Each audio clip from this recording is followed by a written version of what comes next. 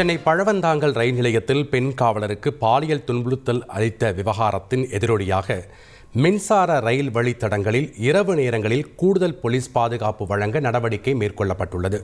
கூடுதல் விவரங்களை வழங்க இணைகிறார் செய்தியாளர் சசிதரன். வணக்கம் சசிதரன், காவல்துறையுடைய இந்த அதிரடி நடவடிக்கை தொடர்பான முழு விவரங்கள் என்ன?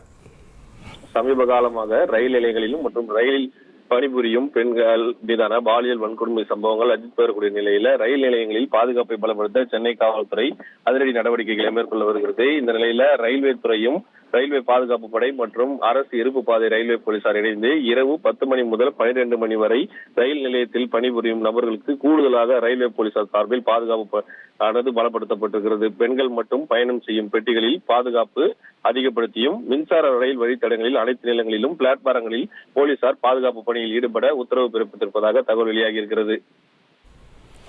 நன்றி சசிதரன், உங்களுடைய தகவல்களுக்கு.